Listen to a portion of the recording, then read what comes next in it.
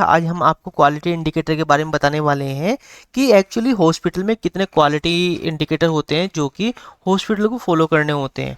तो सबसे पहले बात करते हैं हमारा ये पहला क्वालिटी इंडिकेटर है। अब बात करते हैं सबसे पहले हमारा जो फर्स्ट क्वालिटी इंडिकेटर है, इसको हम KPI भी बोलते हैं और क्वालिटी इंडिकेटर भी बोलते हैं। Time for initial assessment of indoor patient by the doctor. ठीक है, तो ये हमारा हो गया क्या, ये हमारा KPI है।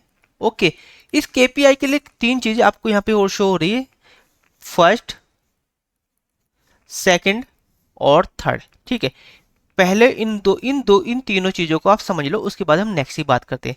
सबसे पहले ये आपके पास में टेबल हो गई है कि जब आप डेटा कैप्चर करोगे तो उसकी एंट्री कैसे करनी है। आपको इस तरह के कॉलम बना लेना है, जिस तरह से ये है।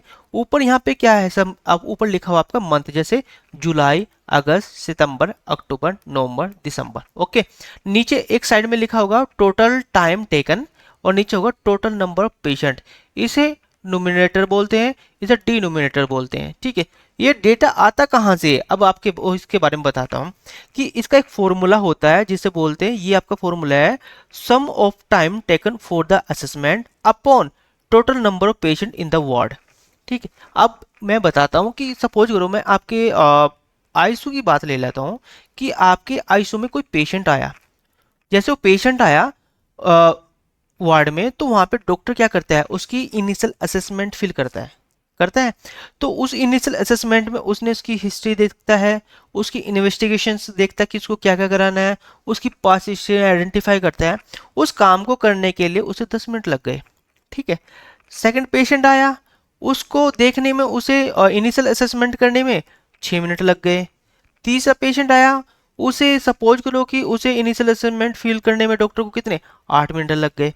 अब तीसरा क्या है, हम इन तीनों को ऐड कर लिया, कितने हो गए, ये हो गए। ये जो हम पहले बात करते हैं, पहले हम पेशेंट की बात कर लेते हैं। पेशेंट कितने हो गए, पेशेंट हो गए 1 2 3, 3 पेशेंट हो गए।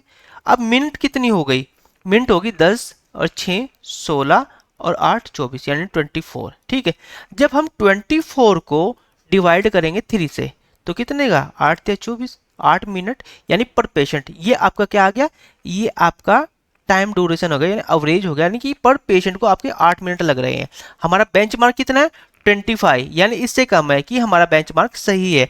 इसका बेंचमार्क का मतलब क्या है, यदि आपका 25 मिनट से ज़्यादा टाइम लगता है, किसी को 30 मिनट या 35 मिनट लगती है, तो वहाँ पे हम आइडेंटिफाई करते हैं कि इतना टाइम क्यों लग रहा है। पहला आपका ये आपका फॉर्मूला हो गया। सेकंड, देखो मैंने क्या किया था, ऊपर ये आपका क्या है, टाइम है। ठीक है, अब टाइम का मतलब क्या है, इसको हमने क्या किया, 11780 अपॉन 620।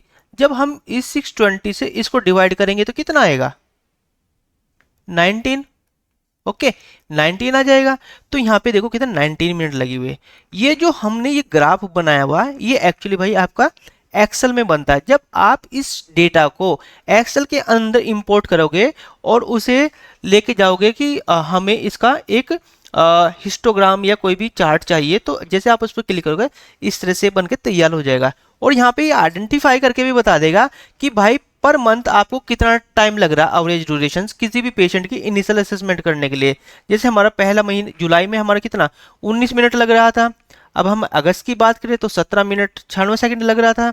उसके बाद में आपका सितंबर में 18 मिनट लग रहा था, अक्टूबर में 12 मिनट हो गया, नवंबर में 10 मिनट हो गया और दिसंबर में भी 10 मिनट 21 सेकंड। यानी इसका मतलब क्या है, ये कम होता जा रहा है, यानी आपके यहाँ पे इनिशियल असेसमेंट एक्यूरेसी के साथ हो रहा है।